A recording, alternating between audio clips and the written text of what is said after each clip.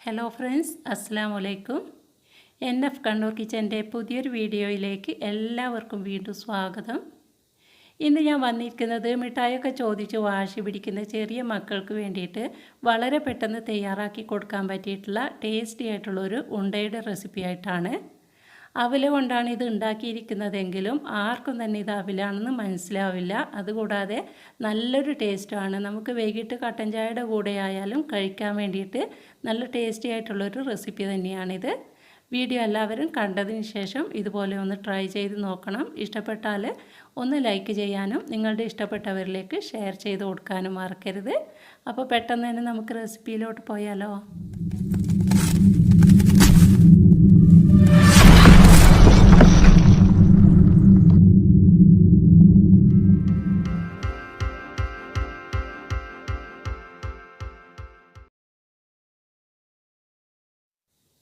ആദ്യമായിട്ട് നമുക്ക് അവലൊന്ന് വറുത്തെടുക്കാം. അതിനുവേണ്ടി ഒരു കടായിയിലോട്ട് 2 കപ്പ് അവലാണ് ഞാൻ ഇട്ട് കൊടുത്തിരിക്കുന്നത്. ഞാനിവിടെ മട്ട അവലാണ് എടുത്തിരിക്കുന്നത്. വെളുത്ത അവലിനേക്കാൾ കൂടുതൽ നല്ലത് ഇതുപോലുള്ള ചുവന്ന അവലായിരിക്കും. ഇതിനാണ് കൂടുതൽ ടേസ്റ്റ് ഉണ്ടാവുക. ഇനി ഇത് കിട്ടിയിട്ടില്ലെങ്കിൽ വെളുത്ത അവലെടുത്താൽ മതി.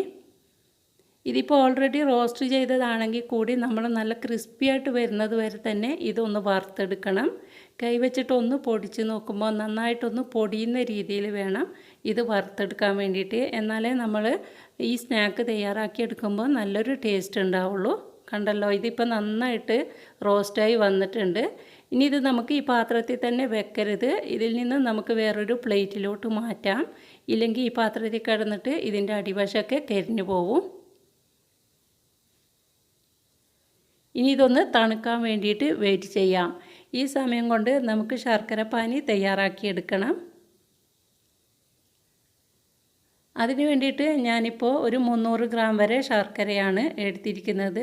ഇതിലോട്ട് 1 കപ്പ് വെള്ളം കൂടി ഒഴിച്ചിട്ട് നമുക്ക് മെൽറ്റ് ചെയ്യാൻ വേണ്ടി വെക്കാം. ശർക്കരയൊക്കെ നന്നായിട്ട് മെൽറ്റായി വന്നിട്ടുണ്ട്. ഇനി നമുക്ക് ഫ്ലെയിം ഓഫ് ചെയ്യാം. ഇനി നമ്മൾ നേരത്തെ വെച്ച അതേ കടായിയിലോട്ട് തന്നെ 1 ടേബിൾ സ്പൂൺ വരെ ഗീ ഇട്ട് കൊടുക്കുന്നുണ്ട്.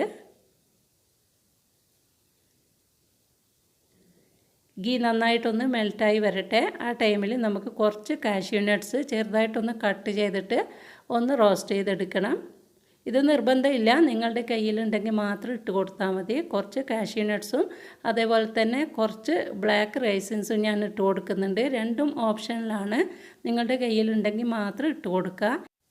ഇത് നന്നായിട്ടൊന്ന് റോസ്റ്റായിട്ട് വരുമ്പോൾ ഇതിൽ നിന്ന് കോരി മാറ്റിയതിന് ശേഷം ഇതേ നെയ്യിലോട്ട് തന്നെ 2 കപ്പ് തേങ്ങ ചിരകിയത് കൂടി ഇട്ട് കൊടുത്തിട്ട് ചെറുതായിട്ടൊന്ന് റോസ്റ്റ് ചെയ്തെടുക്കണം. ഒരു 1-2 മിനിറ്റ് റോസ്റ്റ് ചെയ്തെടുക്കണം. അതെന്തിനാന്ന് വെച്ചാൽ നമ്മൾ ഉണ്ട തയ്യാറാക്കി കഴിഞ്ഞാൽ കുറേ ദിവസം കേടാവാതിരിക്കാൻ വേണ്ടിയിട്ടാണ് ഇതേപോലെ ചെയ്യുന്നത്. ഇനി പെട്ടെന്ന് 1-2 ദിവസം കൊണ്ട് തീരുമെന്നുണ്ടെങ്കിൽ ഇതുപോലെ റോസ്റ്റ് ചെയ്തെടുക്കേണ്ട ആവശ്യമില്ല. നമ്മൾ തേങ്ങ ഇട്ട് കൊടുത്ത് ഉടനെ തന്നെ നമുക്ക് ഇതിലോട്ട് ശർക്കര പാനി ഒഴിക്കാവുന്നതാണ്. ഞാനിപ്പോൾ ചെറുതായിട്ടൊന്ന് റോസ്റ്റ് ചെയ്തെടുക്കുന്നുണ്ട്. ഇതിപ്പോൾ നന്നായിട്ട് റോസ്റ്റായി വന്നിട്ടുണ്ട്. ഇതിലുള്ള വാട്ടർ കണ്ടൻറ്റൊക്കെ ഒന്ന് മാറി വരുമ്പോൾ നമ്മൾ മെൽറ്റ് ചെയ്ത് വെച്ചിരിക്കുന്ന ശർക്കര പാനി ഇതിലോട്ട് ഒഴിച്ചു കൊടുക്കുക. ശർക്കര പാനി ഒഴിച്ചു കൊടുക്കുമ്പോൾ ഒരു അരിപ്പയിലൂടെ ഒഴിച്ചു കൊടുക്കണം. ഇല്ലെങ്കിൽ മണലോ എന്തെങ്കിലും പൊടിയോ ഉണ്ടെങ്കിൽ അത് മാറ്റാൻ വേണ്ടിയിട്ടാണ് അരിച്ചിട്ട് ഒഴിച്ചു കൊടുക്കണമെന്ന് പറയുന്നത്. ഇനി ശർക്കര പാനി ഇതിൽ കിടന്നിട്ട് ചെറുതായിട്ടൊന്ന് ഡ്രൈ ആയിട്ട് വരണം. അതുവരെ നമുക്ക് ഒരു 5 മിനിറ്റ് വെയിറ്റ് ചെയ്യാം. ഈ സമയം കൊണ്ട് നമ്മൾ റോസ്റ്റ് ചെയ്ത് വെച്ചിരിക്കുന്ന അവൽ നന്നായിട്ട് തണുത്ത് വന്നിട്ടുണ്ട്. ഇതൊന്ന് പൊടിച്ചെടുക്കണം. അതിന് വേണ്ടിയിട്ട് മിക്സിയുടെ ഒരു ജാറ് ഞാൻ എടുത്തിട്ടുണ്ട്. ഇതിലോട്ട് നമുക്ക് 2 ബാച്ചായിട്ട് ഈ അവൽ ഇട്ട് കൊടുക്കാം. ജസ്റ്റ് ഒരു പൾസ് ബട്ടൺ കൊടുത്താൽ മാത്രം മതിയാവും. പെട്ടെന്ന് തന്നെ ഇത് പൊടിഞ്ഞ് കിട്ടും. കാരണം നല്ല ക്രിസ്പി ആയിട്ടാണല്ലോ ഉള്ളത്. അതുകൊണ്ട് തന്നെ ജസ്റ്റ് ഒന്ന് പൾസ് ചെയ്താൽ മാത്രം മതി. അപ്പോൾ ഈ അവിലിൻ്റെ കണക്കെന്ന് പറയുന്നത് ഞാനിവിടെ 250 ഗ്രാമിൻ്റെ കപ്പിനാണ് 2 കപ്പ് എടുത്തിരിക്കുന്നതെങ്കിലും അവിൽ കനമില്ലാത്ത സാധനമായതുകൊണ്ട് 2 കപ്പ് അവിലെന്ന് പറയുമ്പോൾ 500 ഗ്രാം ഉണ്ടാവില്ല. ഏകദേശം ഒരു 250-300 ഗ്രാം മാത്രമേ ഉണ്ടാവുള്ളൂ. അപ്പോൾ ആ കാര്യം പ്രത്യേകം ഒന്ന് ശ്രദ്ധിക്കുക. ഇതിവിടെ നന്നായിട്ട് പൊടിച്ചെടുത്തിട്ടുണ്ട്. ഇതേ സമയം നമ്മുടെ ശർക്കരയൊക്കെ ചെറുതായിട്ടൊന്ന് തിക്കായി വന്നിട്ടുണ്ട്. ഇത്രയും ആയാൽ മതിയാവും. ഇനി നമുക്ക് ഇതിലോട്ട് ഇതിൻ്റെ മധുരമൊക്കെ ഒന്ന് ബാലൻസ് ചെയ്യാൻ വേണ്ടിയിട്ട് ഒരു പിഞ്ച് ഉപ്പിട്ട് കൊടുക്കാം. നന്നായിട്ടൊന്ന് യോജിപ്പിച്ച് കൊടുക്കുക.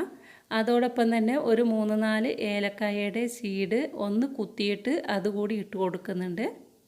നല്ല ഫ്രഷ് ആയിട്ടുള്ള ഏലക്കായയുടെ സീഡ് ഇട്ട് കൊടുക്കുമ്പോൾ നല്ലൊരു ഫ്ലേവറായിരിക്കും. എല്ലാം കൂടി ഒന്ന് യോജിപ്പിച്ച് കൊടുത്തു കഴിഞ്ഞാൽ നമ്മൾ പൊടിച്ച് വെച്ചിരിക്കുന്ന അവിലിൻ്റെ പൊടി ഇതിലോട്ട് ഇട്ട് കൊടുക്കാം. മുഴുവനായിട്ടും ഒരുമിച്ചിട്ട് തന്നെ ഇട്ട് കൊടുക്കുക.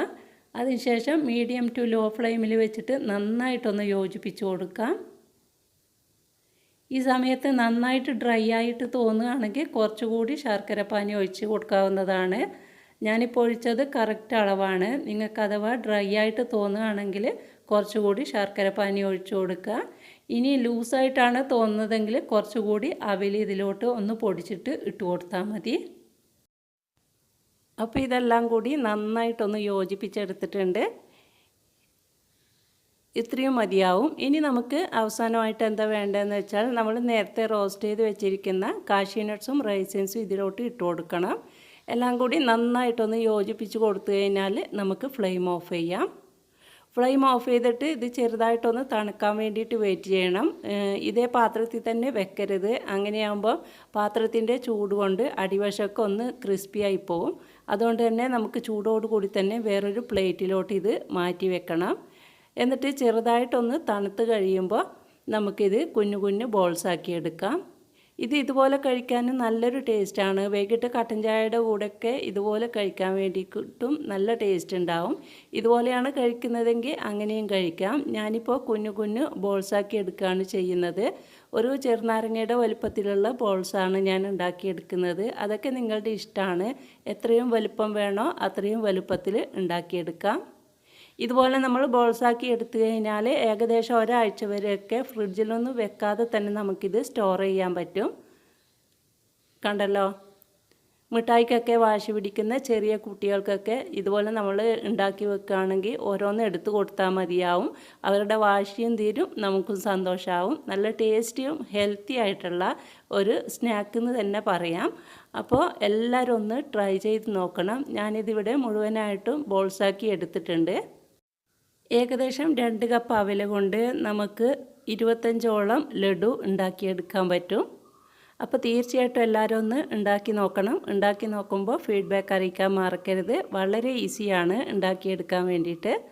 അപ്പോൾ എൻ്റെ ഇന്നത്തെ വീഡിയോ ഇഷ്ടപ്പെട്ടിട്ടുണ്ടെങ്കിൽ തീർച്ചയായിട്ടും ലൈക്ക് ചെയ്യണം. നിങ്ങളുടെ വിലയേറിയ അഭിപ്രായം അറിയിക്കണം. കൂട്ടുകാർക്കും ഫാമിലി ഗ്രൂപ്പിലേക്കും ഷെയർ ചെയ്ത് കൊടുക്കണം. ചാനൽ ആദ്യമായിട്ടാണ് കാണുന്നതെങ്കിൽ പ്ലീസ് ഒന്ന് സബ്സ്ക്രൈബ് ചെയ്ത് സപ്പോർട്ട് ചെയ്യണം. നിങ്ങളുടെ സപ്പോർട്ട് കൊണ്ട് മാത്രമാണ് ഞങ്ങൾ മുന്നോട്ട് പോകുന്നത്. അപ്പോൾ ഇതുപോലുള്ള റെസിപ്പികൾ ഇനിയും ലഭിക്കാൻ വേണ്ടിയിട്ട് ബെൽ ബട്ടൺ ഇനേബിൾ ചെയ്ത് ഓൾ എന്ന ഓപ്ഷൻ തന്നെ സെലക്ട് ചെയ്ത് വെക്കണം. ഇൻഷാ അല്ലാഹ് ഇനിയും കാണാം നല്ല നല്ല വീഡിയോകളുമായിട്ട്. അതുവരെ എല്ലാവരും സേഫായിട്ടിരിക്കണം, ഹാപ്പി ആയിട്ടിരിക്കണം. എല്ലാവർക്കും നല്ലത് മാത്രം വരട്ടെ എന്ന പ്രാർത്ഥനയോടെ അസ്സലാമു അലൈക്കും. Thank you.